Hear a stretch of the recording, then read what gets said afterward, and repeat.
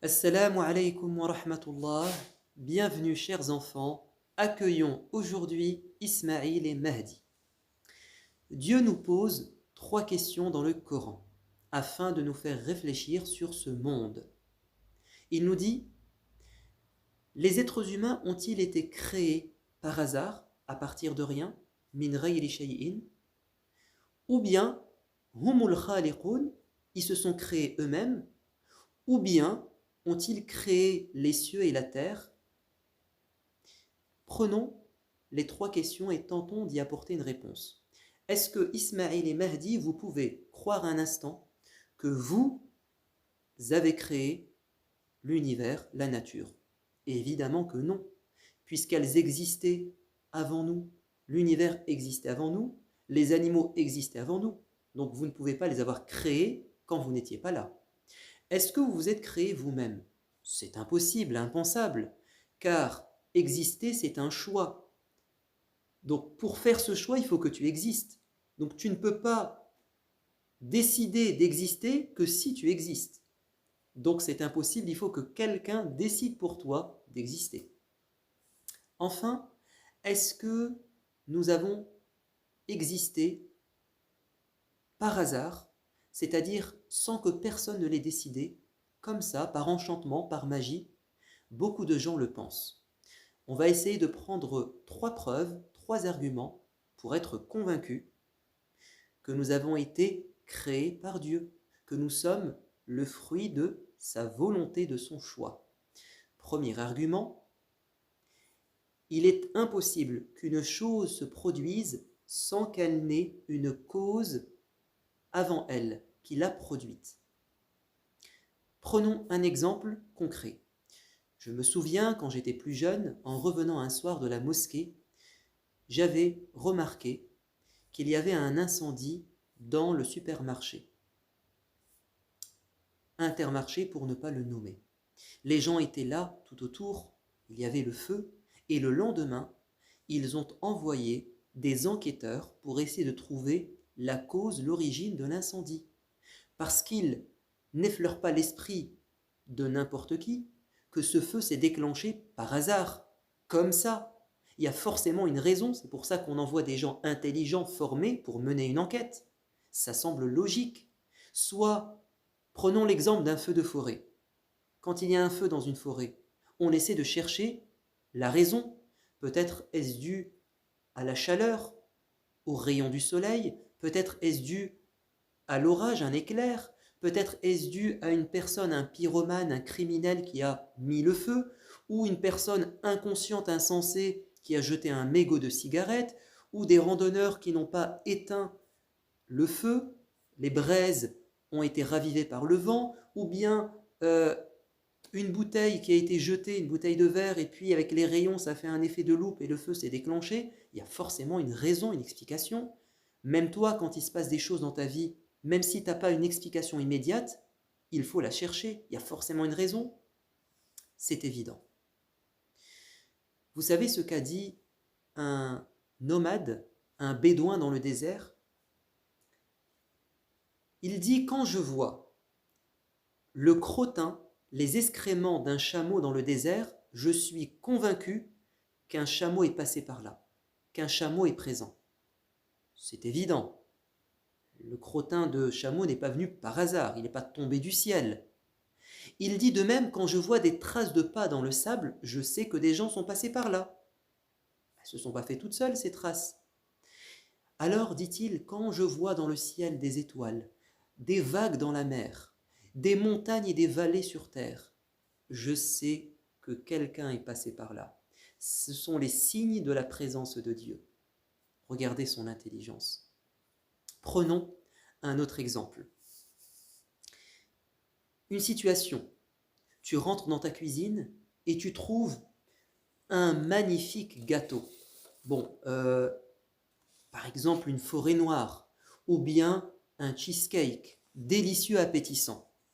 Évidemment, la première question que tu vas poser: qui a acheté ce gâteau? Ou bien: maman, c'est toi qui as fait ce gâteau? Imaginez-vous que votre maman vous dise: non, non, Ismaïl, il s'est fait tout seul. Ou bien: non, Mahdi, il est tombé du ciel. Mais jamais vous allez croire la version de votre mère. Prenons un autre gâteau un peu moins compliqué, un gâteau au yaourt fait maison, un gâteau marbré.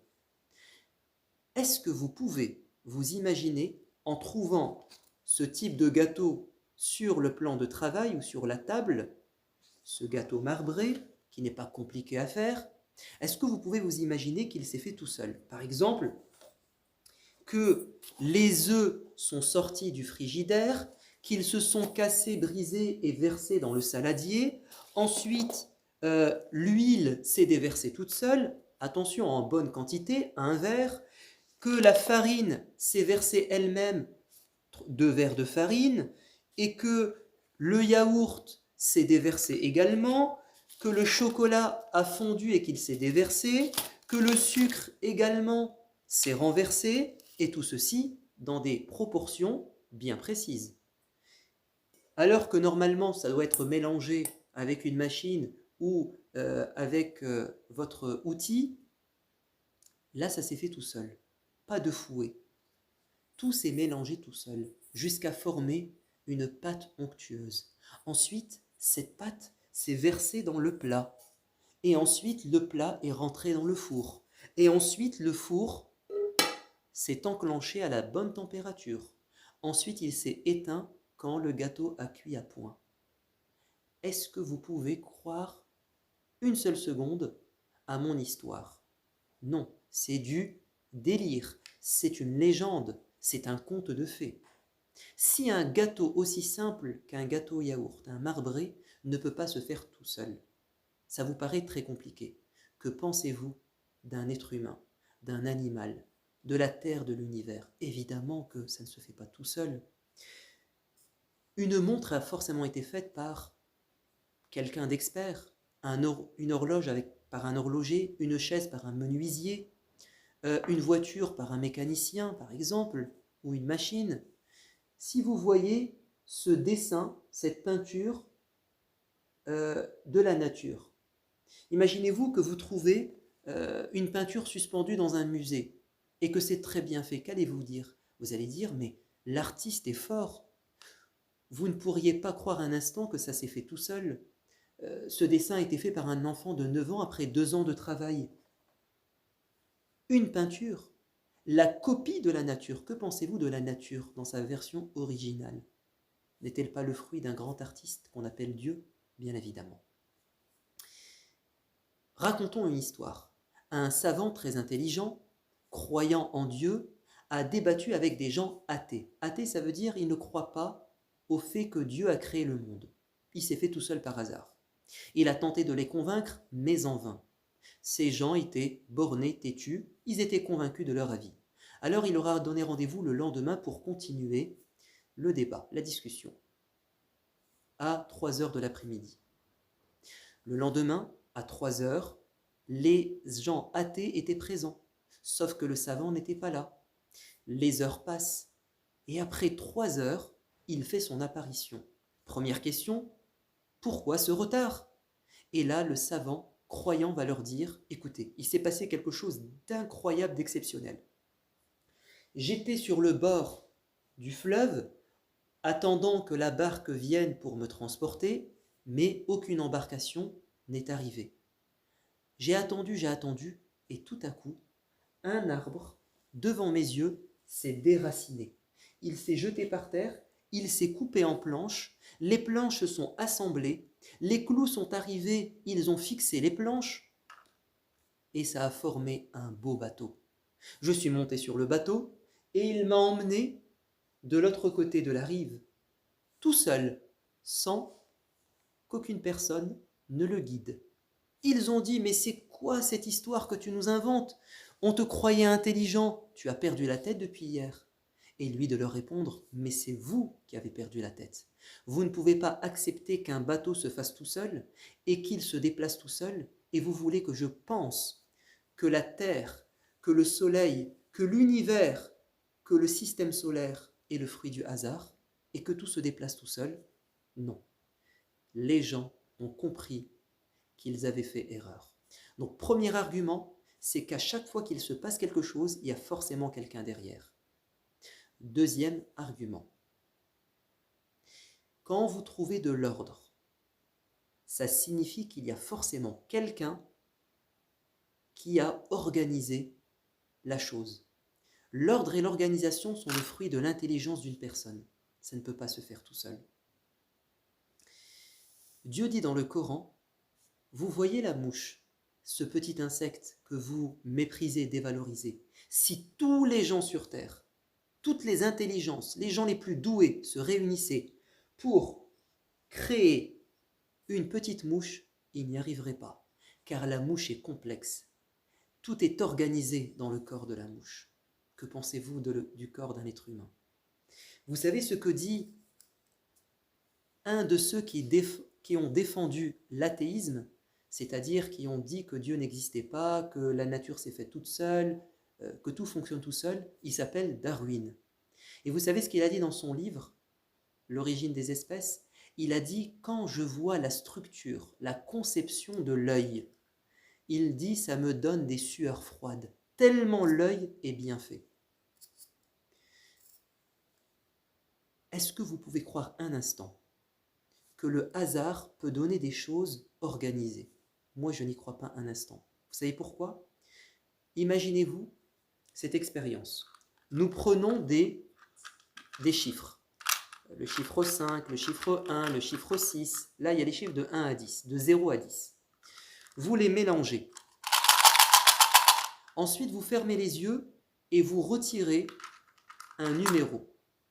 Ah, moi j'ai le numéro 5. Vous savez, il est presque impossible que vous puissiez, en fermant les yeux, c'est-à-dire en faisant un tirage au sort, sortir les chiffres de 0 à 10 en fermant les yeux du premier coup. C'est-à-dire, je ferme les yeux, ah, j'ai le 1. Ensuite, ah, le 2. Ah, le 3. Ah, le 4. Évidemment, en remélangeant. Vous avez une chance sur 1 milliard de sortir du premier coup, en fermant les yeux, les chiffres de 0 à 10 dans l'ordre. Si vous fermez les yeux et que vous prenez un clavier et vous tapez sur les touches et ensuite vous regardez l'écran, il est impossible d'avoir une phrase, voire même un mot cohérent, correct. Parce que quand vous fermez les yeux, vous faites les choses par hasard. N'est-ce pas? Il n'y a pas d'ordre, il n'y a pas d'organisation. Tout est désorganisé, désordonné. Ça ne peut pas vous donner quelque chose d'organisé. Pour qu'une chose soit ordonnée, il faut que vous fassiez marcher votre intelligence. Si vous empêchez votre intelligence d'intervenir, ça va donner le chaos. Il en est de même pour l'univers, pour le monde. Il est impossible que ce soit fait par hasard. Si en vous réveillant le matin, votre chambre est sans dessus-dessous, ce qui ne doit pas être le cas, Mehdi et Ismaïl, mais imaginons que ça se passe. Ensuite, vous sortez et vous revenez. Et là, votre chambre est nettoyée, votre lit est fait, les vêtements sont pliés, rangés dans l'armoire, les livres sont replacés correctement sur les étagères de votre armoire. Forcément, vous savez que votre maman ou quelqu'un est passé par là. L'ordre ne se fait pas tout seul, il faut que quelqu'un soit derrière. Que pensez-vous de l'univers? Il est super bien ordonné.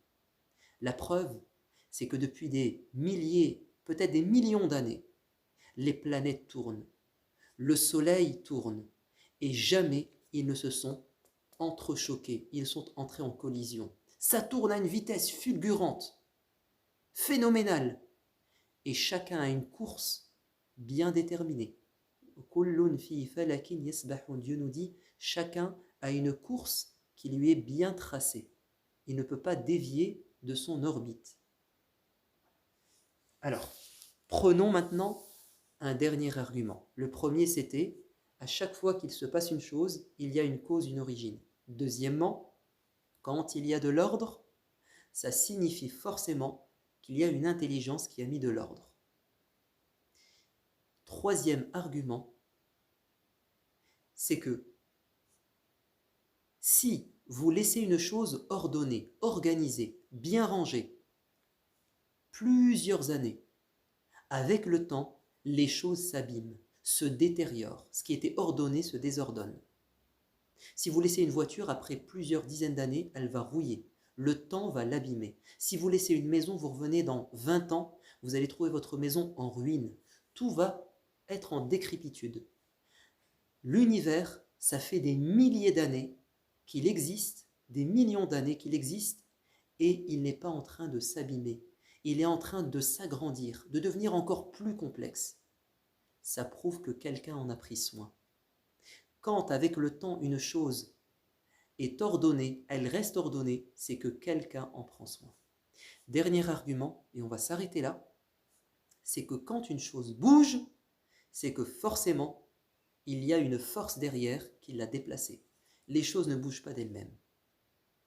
Alors moi, je peux bouger de moi-même, passer de là à là. Pourquoi? Parce que je suis vivant, j'existe, j'ai une volonté, je fais des choix, j'ai une force intérieure. Mais quelque chose qui n'est pas vivant, comme la Terre. Est-ce que la Terre, elle fait des choix? Est-ce qu'elle réfléchit? Non. Alors, elle tourne, n'est-ce pas? Qui l'a fait tourner? Alors là, regardez, si je la touche pas, elle tourne pas. Par contre, moi, si je fais ça, elle tourne. La Terre réelle, le globe, il tourne, n'est-ce pas? Qui le fait tourner? Il y a une force immense. Plus une chose est lourde, et plus la force qui la déplace est immense. Plus une chose se déplace vite, et plus la force qui la propulse est grande. Quelle est cette force immense qui déplace ces astres? Il n'y a que la force de Dieu. Il n'y a que lui qui peut le faire. Pas toi Mahdi, pas toi Ismaïl. Alors, Allah dit dans le Coran, si Dieu ne maintenait pas les cieux et la terre, s'il n'était pas là pour les maintenir avec des forces, tout se serait écroulé et affaissé. Heureusement que Dieu est là. Dieu dit dans le Coran, c'est lui qui prend soin des cieux et de la terre, et cela ne lui cause aucune peine, aucun effort, tellement Dieu est tout-puissant. Disons en conclusion que rien ne se fait par hasard. Toute chose a une cause, une origine. Toute chose organisée est le fruit de la volonté d'une intelligence. Toute chose qui, avec le temps, reste organisée, signifie que quelqu'un en prend soin. Et enfin, quand une chose se déplace, cela signifie forcément que quelqu'un, une grande force, la déplace. Que signifient vos prénoms Mahdi et Ismaïl? Mahdi, c'est un magnifique prénom. Ça signifie celui qui est guidé. Ça vient de l'Huda. Mahdi, celui qui a été guidé. Et j'espère, Mahdi, que tu es bien guidé par Allah. Quant à Ismaïl, c'est un prénom d'origine hébraïque. Ça signifie celui que Dieu a entendu, celui dont l'invocation a été exaucée. Ou bien ça signifie celui qui écoute Dieu, c'est-à-dire qui lui obéit. Et Ismaïl, vous le savez, c'était le fils d'Ibrahim, le grand prophète, et il a obéi à Dieu quand son père a reçu l'ordre de le sacrifier. À bientôt les enfants. Wassalamu alaikum wa rahmatullah.